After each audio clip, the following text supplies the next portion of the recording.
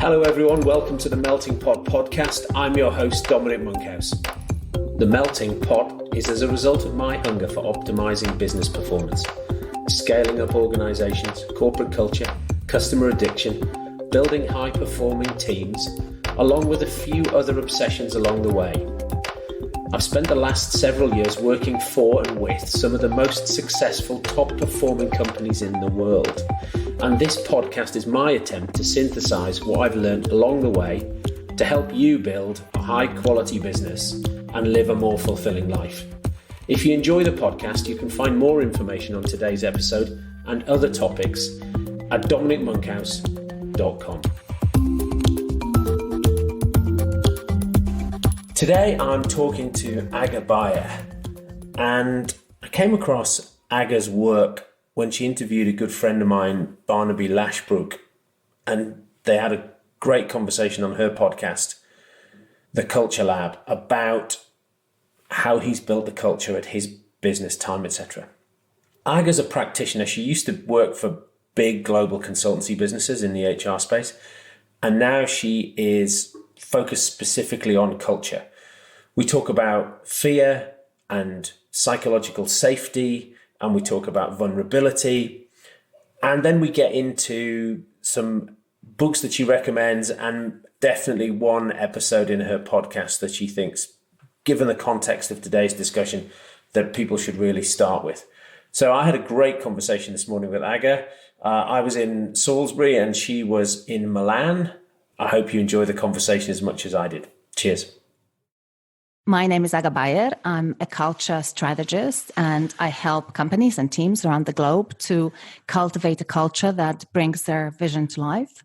I'm also a co-author of a book called Building and Sustaining a Coaching Culture, and the creator and host of a podcast called The Culture Lab. Fantastic. And why do you do, the book, the podcast, the work that you do?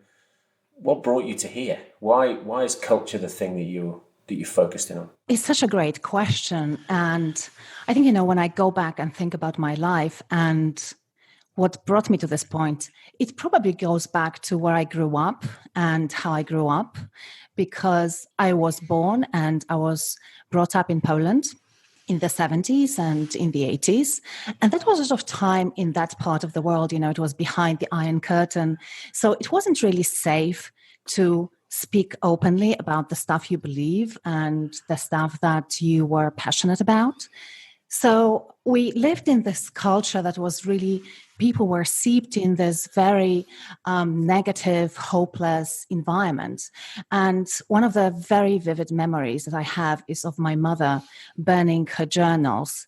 And that was immediately after the military, regime started in 1981, and she was burning her journals because someone gave her heads up that the SB, which was the Polish secret police back then, they will search our house. And so, of course, she was terrified that, something terrible would happen to us, because we've seen actually neighbors disappearing and never coming back. And so I clearly didn't enjoy growing up in that sort of environment. And I clearly didn't enjoy seeing my parents going through what they were going through. And it really made me angry. And I decided to rebel against it, but I didn't know any safe way to do it. So what I did was I escaped into the world of fantasy and the world of books. So I'd climb trees and pretend that I was a pirate girl going on amazing adventures, and then reading like a maniac, anything that I could put my hands on, literally. And it happened to be a lot of actually English and American literature. But I haven't come to real contact with people from the West until the 80s. And what happened then, and that was a sort of transforming moment for me, was that my friend Wojtek and I, we participated in a summer camp that was organized by UNESCO And the purpose of the whole camp was to introduce us to the culture of Great Britain. And, when I think about this today, I'm really wondering, how is that possible that the Polish government would allow for those things back in those times, right? Because, I don't know, maybe they were hoping that they would be able to train us later and become spies or something, because you have to know your enemy, right? But I participated in that camp and I noticed that people were different and they made different assumptions and they had different expectations from us. And I realized that when people expect different things from you and perhaps more, then you start expecting more from yourself. And when you start expecting more from yourself, you start acting differently. And of course, when you start acting differently, right, you accomplish different things and basically you redefine what's possible for you. So I guess it was the first time in my life that I realized that culture is really powerful. I didn't call it culture, by the way, back then, but I realized that the environment in which you operate is really critical to what's possible for you. And I think since then, basically, when I look back, my life was this constant pursuit of finding ways of helping others to create that environment where people can flourish and grow and achieve incredible stuff. Okay, what an amazing story. I understand the history, but then it's just so recent. The fall of the Iron Curtain really is so recent. And so, what did you then go and do? How did you get from Poland realizing that culture was so powerful, or the cultural differences were so powerful, to what you do now, based in Italy and consulting around the world? Yeah, it's been a little bit of a journey in terms of trying really to figure out what I wanted to do and, what would be a way to sort of fulfill that wish of mine to create that environment for people. And the first thing I did was I started teaching English. And I realized that that can be quite a powerful way to create sort of environment for people. So generally teaching, that was my first job. I was still a student and I was teaching English in a private school back then, which was called Wonderland. And I'm still in touch with the owner of the company, actually. It was a wonderful, wonderful experience. And I realized that, what you can do is you can literally change people's lives through that. I remember a boy, his name was Łukasz. He was kind of a scruffy, thin boy with eyeglasses. I think he had a lazy eye. He wasn't very popular, but he was very determined to learn really good English. And then he really mastered the language. It was incredible. He couldn't speak a word. And then he was fluent in English over 2 or 3 years that I was working with that class. And what I noticed is how, what impact it had on his confidence and sort of standing in class and so on. So I thought, yeah, that's a piece that's interesting for me. But I realized I didn't really want to teach necessarily. And at that point in time, a friend of mine, by a strange coincidence, named Łukasz again, he wanted me to work for him. And he was basically creating a startup. It was a company that he decided would produce ice cream at an industrial scale. And he needed someone who spoke languages and basically someone to help him. And initially I said no. And he approached me again and I said no again, and then again and again and again. And eventually I just gave in. And so I joined his company. And this was the first time that I was really introduced to business. And I realized I liked certain aspects of doing business, but not all of them. And so then I wanted to figure out, is there a way to put those things together? So, teaching and helping people grow and develop with the business aspect of life. And it wasn't such a straightforward journey. So then my next experience was sales and being a sales director in a company, in a cosmetic company. And that was in Greece. What's going on there? Well, I'm just fascinated. You go from teaching English to into a startup and then sales director for a cosmetics company in Greece. It's just so cosmopolitan. Yeah, there's a love story there. Okay. Yeah. So I moved to Greece because I met a guy and I fell in love. And I think for me, it was a really great opportunity to leave the country because I realized I didn't really like what was going on in Poland back then. It was the early days of freedom and democracy. And there was such a huge drive for people and companies to succeed financially and such amazing focus on making money. And that was not something that I really resonated with. So I was happy to leave that situation and go somewhere else. And I ended up in Greece. Yeah. And then I ended up in sales. And then I convinced my company that instead of having me as a sales director, they should make me the L&D director, so learning and development director. And eventually, after some time, they said, okay, let's do it. And then I became a consultant. I joined Hay Group in Greece, which is now Corn Ferry, one of the huge consultancies in human resources. And then I joined PwC, and then eventually I established my own business. Fantastic. What a great journey. And now you're in Milan in Italy? That's right, yes. So what's the best place you've lived? Is it Milan? Is you happy in Milan, or is there another place where you go, God, that was a great place to live? Yeah. I have to say, I loved all the places I lived in. It's really true. I don't just mean to say that to make anyone feel nice. So I definitely loved Greece. And I have to say that probably now I feel 51% Greek and maybe only 49% Polish. And the reason is that my better half is Greek. So, I really love the culture. The country is amazingly beautiful. We then moved to Cyprus for a while, which is a Greek-speaking country, but a separate country, an independent country. And then eventually to Italy. And of course, no need to advertise Italy. It's an amazing place to live in as well. So it's hard to say which is my favorite place, really. It's really hard to say. What made you decide to leave corporate world and set out on your own? I think I eventually decided that it was time to overcome my fear. There's a little story that I can share if you'd like me to about how that happened. Yes, please. Okay. Yeah. So I was discussing actually my next promotion with my boss at PwC back then. And then I left for a trip in Africa, and it was something that I was dreaming about for many, many years. And so we were near Lake Myanmar in Tanzania with my husband. And we had this amazing Maasai guide. His name was Melly. And he was showing us around and telling a story about the life of Maasai and how he combines, modern life with the traditional life. We sort of became friends in those 3 days or 2 days that we were there. And one morning I woke up and I was eating breakfast, and he came up to my table almost running, very excited. And he said, "Would you like to see something?" And I said, "Yeah, what?"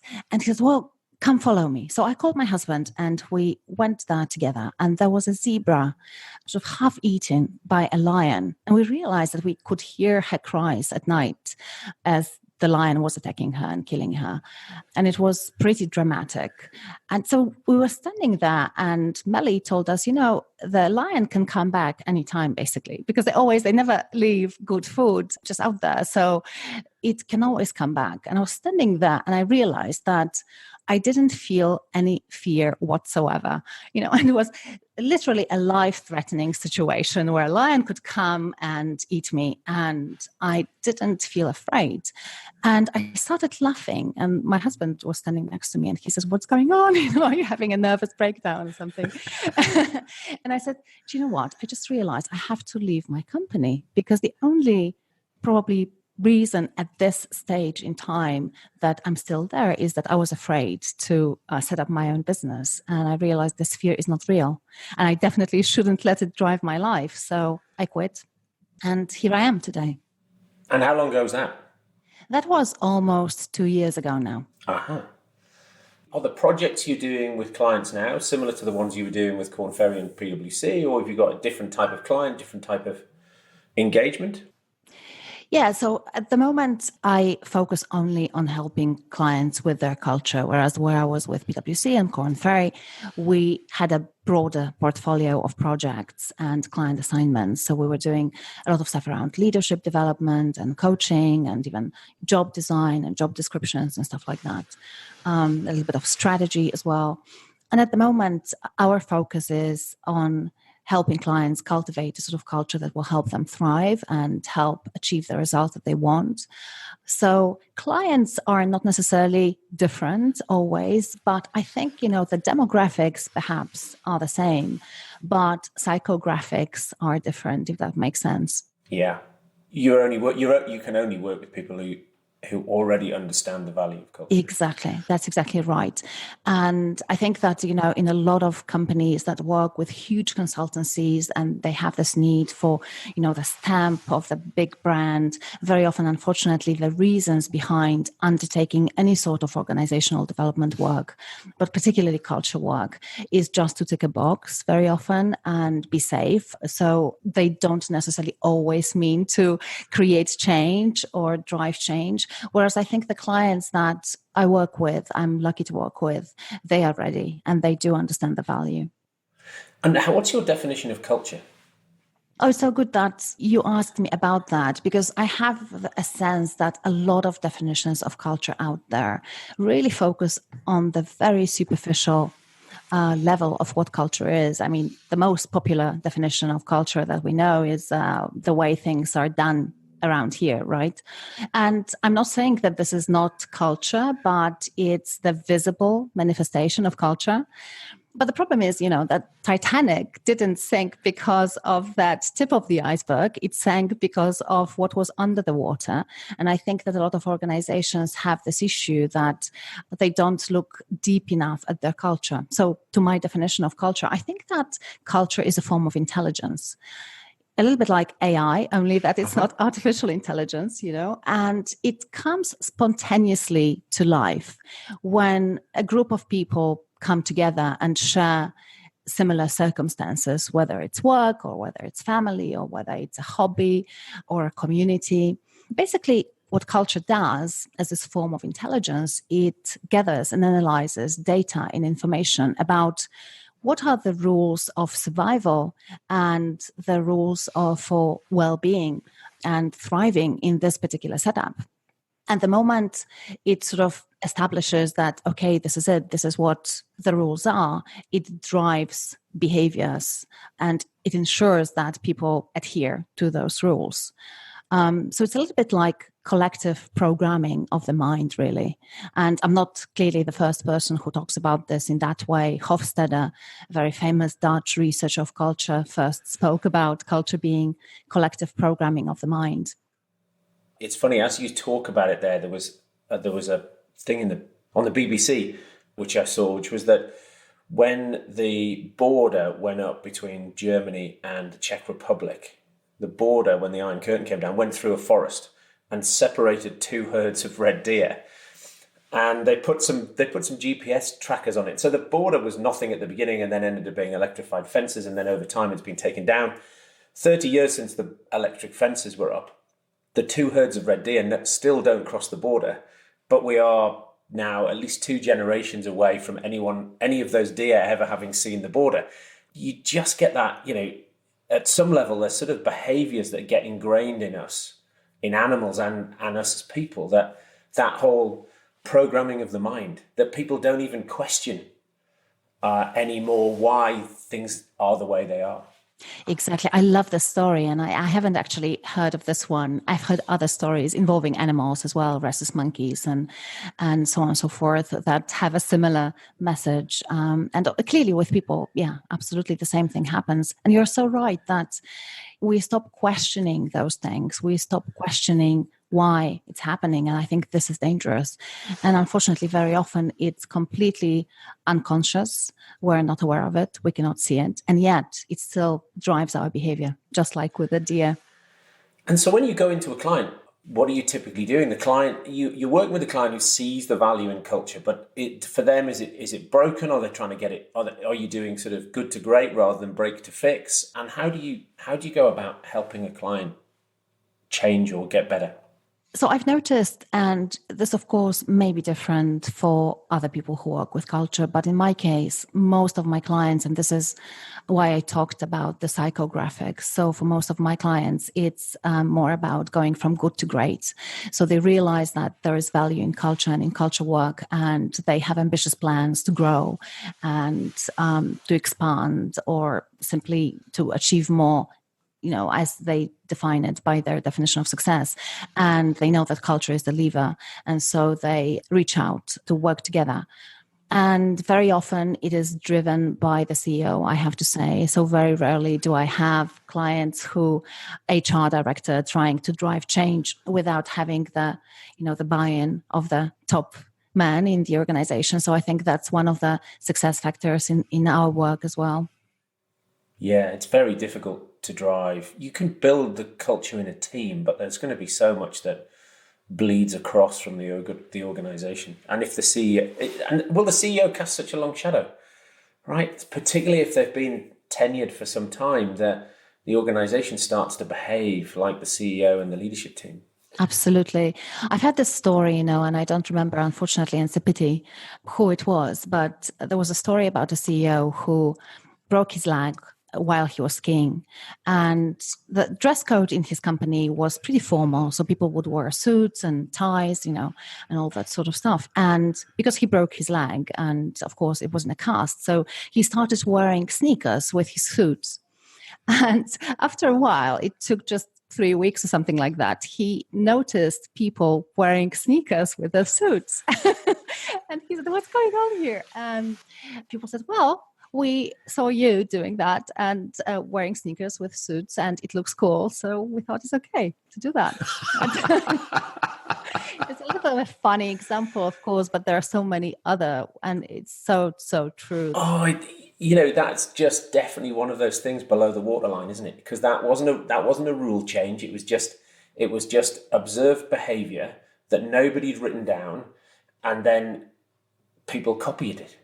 That's just a great story about how culture just sort of permeates through, and how unknowingly leaders can change an organization for good or bad. Totally. That's why I like to think about this as a form of intelligence, because it's really not set in stone, and it continuously analyzes data and information, right? So it's almost like the third entity there. So that's how I envision that. That is you cannot see it, but it's there. It definitely exists, and it's scanning everything. And I think when it scans the environment and what's happening, it sort of magnifies what leaders do. So that's why that shadows of leaders are usually larger than shadows of other people in the organization. And so what types of stuff do you do inside an organization to help an organization improve its culture? So the first thing that we do is to start talking about culture explicitly. Because I think a lot of organizations do stuff to either shape their culture or improve their culture, but very often they will not talk about it. So it's almost like, taking the water down a little bit and showing people the iceberg first and saying, "Do you know what? There's this thing here, and it really has a huge impact on what's happening in your team, and in how easy or difficult things are for you at the moment. And we want to understand it, and we want to study it and see what are our real strengths and how then to leverage those, but also to figure out what are the sort of things that we need to update." Because again, for me, using this intelligence metaphor, it's a little bit like, our companies really run on an operating system, and culture is this operating system. So we help clients figure out what their operating system is and see what version they have. Sometimes they have Windows 98, and they are in 2019, so they need an update. And in most cases, they need a little bit of an update, a little bit of debugging there. So as I said, we first start talking about it explicitly, and we use approaches and tools to help clients see it in detail, study it, and identify it. So we're using a survey. We're also using a qualitative approach with interviews and focus groups and stuff like that. And we take a snapshot of culture in the moment. That's one of the first stages. And then, of course, when you have the snapshot, it's really important to ask yourself, okay, so, how would that have to change, and what is our ideal culture? So if we want to accomplish what we want to accomplish, what would it look like? And very often we first identify what are our must-win battles. So what are the sort of things that we will have to be successful with in our business in the next 5 years, let's say. And looking at these must-win battles, the next question is, okay, so what sort of culture would we need to get there? So you almost, have this starting point and the direction in which you are going. And then clearly you need a compass to get to where you want to get. So we help them figure out what that compass would be and then how to chart the way towards the destination. And what, if you got some examples of clients you've worked with where you could share some snapshots and where they got to or where they are on their journey? Yeah, absolutely. One of the examples, recent examples that I still have very fresh in my mind is a hotel chain. And what they did is they started with a big diagnostic. So they've run this diagnostic with a really large sample of their employees to see what's happening with culture at the moment. And the need for the project was that they were in growth mode. So it's a privately owned company. They wanted to manage many more hotels. It was a significant growth for them, for their size. And they realized that they will not be able to do this without looking at culture. And some of the things that we have identified through this diagnostic process was that, people said that the way we operate at the moment is we very often act out of fear and need for security. So psychological safety wasn't really there for everyone. And as a result of that, two things happen usually. Some people, and usually it's people who are higher in the hierarchy, will start behaving in an aggressive way. So it's almost like this alpha male kind of behavior and approach where, because you are afraid and you want to look good and you want to look competent and you want people to believe that you have all the answers. So you puff yourself up and you become a little bit more aggressive. And of course, when that happens, there is a reaction to that. And a large part of the organization goes into the completely opposite mode, which is the defensive mode. It's very passive and people basically hide. They don't put their heads above the parapet and they try to figure out the safest ways to survive. Yes. And when we saw this, we realized that their first priority has to be to create that psychological safety for people in the company and also to show them in practical ways that it's not only safe to participate and contribute, but also this is something that is required and encouraged by the leadership and by the company. Yeah. And what do you do to drive that psychological safety in that company? Yeah, it's a great question. And there's been a lot of research that has gone into this, and some of the people that are leading the way is Amy Edmondson from Harvard. I'm sure that you know her, and she recently wrote this book, The Fearless Organization. And so it's a really good question. How do you create that psychological safety? There are so many important elements there, so I could talk about this for hours, right? But I'll try to give you just a couple of ideas that I believe are really effective. So the first thing that we notice that works really well is for leaders of the organization to give people a little bit of context and admit to what the snapshot of the culture has been and that they see how they might have contributed to those results. So it takes courage and it takes vulnerability from the leadership team. And I find that if you don't have that, it's very, very, very difficult to turn this around. So again, we go back to whether there is buy-in from the CEO and from senior leaders in the organization being a critical factor in our work. Because, if there is no buy-in, clearly they will not stand in front of their team members, right, and say, guys, we have an aggressive and passive cultures going on in our company, and I can see now how we have contributed to that. And this is what I personally intend to change to drive a more constructive culture here. So This is the first thing. It's extremely powerful when people do that, extremely powerful. And we support leaders with coaching sometimes and a little bit of one-to-one work to sort of process everything, because it's not easy. You get this mirror, you look into it, you see what, some of the stuff you really hate, not just that you don't like it, but you really hate it. And then, what do you do with it? And how do you communicate it to your people? So that's one of the first important elements.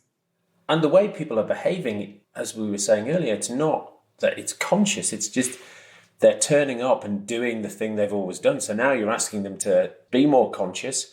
And when you do that, it's that sort of conscious, incompetent, you're going to do it. It's not going to feel natural. Vulnerability. A lot of people struggle with vulnerability. It's not easy. It's absolutely not very easy. And, there are, when we talk about culture, some of those beliefs and some of those assumptions are really rooted very, very, very deeply in people's psyche. And there are values that people hold dear to their hearts. And with this particular client, it's a family-owned business. So it's brother and two sisters. And one of the really important values for them was being really better than, and the leader in the market, and being definitely better than the competition and doing everything perfectly. And it might sound like a really good value to have, right?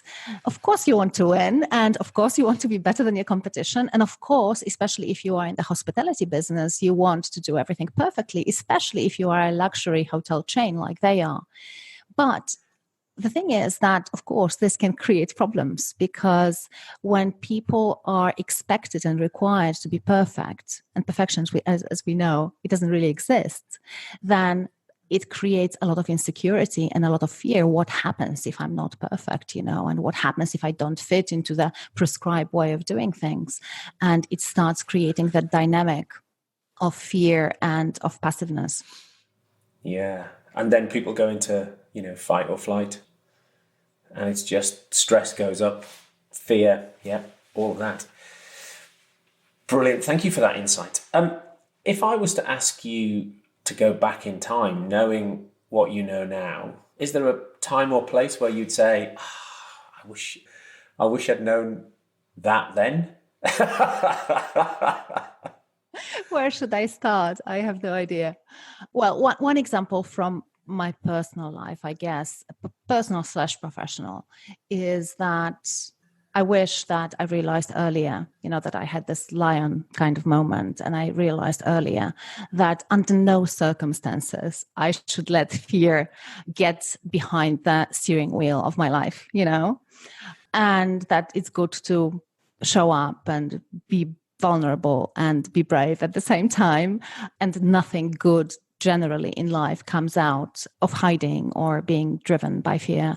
And interestingly, that really translates pretty well to organizations as well. So nothing good ever comes out from fear in organizations. This is something that I've learned. This is something that I've seen with my clients. So that's definitely one of the things that I would have. And does the fact that you see that in yourself, does that impact your coaching with clients? Because you're able to see and empathize with the fear that they obviously have? I love this question. Thank you for asking it. And it just at this moment makes me realize that actually, yes. And actually, I do ask my coaching clients very often about their fears. And we go there. And it's a very uncomfortable place to go, especially when you are a senior executive. And especially if you are a male senior executive. I've noticed that for women, it's easier because, again, of those social norms to be vulnerable and to admit, yes, I'm afraid. Yes, I don't know how to do that. It's much more difficult for guys to do that. But you're right. I think that I take people there gently and when I feel that they are ready to go there. But nevertheless, I don't think that I would ever leave a coaching relationship without exploring that area of people's lives, especially professional lives. Because it's important they realize that definitely there is fear, and it's important to realize how is this fear, how am I channeling that energy, because it's just a form of energy and you can channel it in a positive way. So this is a big learning for a lot of clients that I work with, that it's not about not experiencing fear, it's about acknowledging it and channeling that energy in a positive way. Okay, that's great. Remind me again, your book is? Building and Sustaining a Coaching Culture. Fantastic. So that is about, I guess, don't manage, coach inside an organization? Yeah, this particular book is mostly addressed to human resources professionals. So it really looks at how to create that culture in a very sort of systemic way.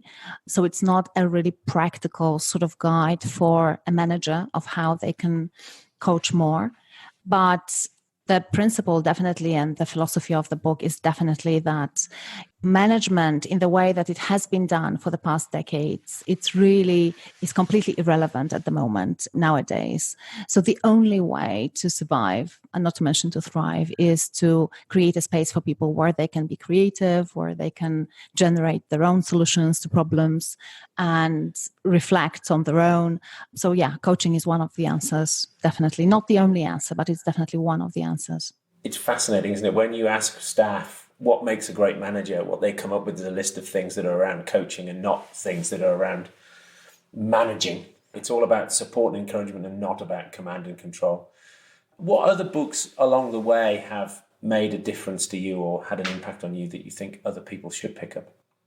So I've mentioned already the Fearless organization and all the work that Amy Edmondson has done. I really value it. I think it's incredible, and it's definitely been very informative for me in terms of how to create that safe space, that safe environment, and for culture that is healthier and more constructive for people. But I think anyone really who manages a team should read it, because there is a section in that book with very practical tips of what you can do as a leader to create a safe environment for your team. And I think it's important that people sort of figure out, of course, their own ways as well, but getting some ideas to get them started. Because I very often hear from leaders, I don't know if it's a good idea to create an environment that's too safe for people, because I'm almost afraid that if it's too safe and too comfortable, they will lose their motivation and they will not perform as well as I would like them to. So that's definitely one of the books that can bust that myth. Another one that has been life-changing for me is Mindset by Carol Dweck. And I don't know if you're familiar with it. No. But it's all about basically the premise of the book, and the key message is that, the predictor of success in our lives is not our innate talents. It's our ability to learn and improve. And it's a fantastic book for any parent or, again, any leader in an organization that shows how you can support others to develop this growth mindset. And there are things that we do every single day that actually undermine growth mindset in people, in our kids, and so on and so forth. For example, saying, you are so good at it. She argues that it can be very destructive and very bad for children. Because when you say you are so good at it, meaning that, you are talented. So if a child tries something and they are not immediately great at it, they will simply decide that this is not their thing and not try again. So a better way of giving your child positive feedback would be to say, I've seen that you've really tried hard to get it right, and that was really good effort, and this was done well, and this was really done well. I think though when you try a little bit more, even this could be better. So it's being sort of realistic and encouraging towards a child or your team member to put some effort into honing their skills, basically. Okay. That's great. I'll definitely look out for that. Brené Brown, I don't think that she needs any introductions, right? So she would be another choice of mine. And her latest book, Dare to Lead, I think it's incredible. So I would definitely recommend. And I know that I've already mentioned women, so I have a guy. I know that's it's a long list already. But Reinventing Organizations by Frederic Laloux, it's an incredible book. Have you read it? Yes, I have indeed. Yes. Yeah. And on your podcast, I'm putting you on the spot here, but what are some of your favorite, or if people were going to go and dive into one or two episodes, where should they start, do you think? This is really very hard to say, indeed. And it's not because you put me on the spot, but I think that I was lucky enough to have amazing guests and really engaging guests. So it's really hard to say. But if I really had to pick, I think that I personally, but it's just a personal preference, I tend to lean towards practitioners, so people who are in the trenches and cultivate cultures as leaders or team members. So one of those people was Gary Ridge, the president and CEO of WD-40. Uh-huh. An incredible leader. And what they do with their culture is just absolutely amazing and so inspiring. So I think that anyone who's interested in shifting culture in the organization should listen to Gary, either on Culture Lab or somewhere else, because he has stuff that will knock your socks off, to share, and a lot of stuff that people can implement in their organizations as well. Aga, that's brilliant. Thank you very much indeed. Been a pleasure to talk to you today. It was my pleasure to talk to you. Thank you for inviting me.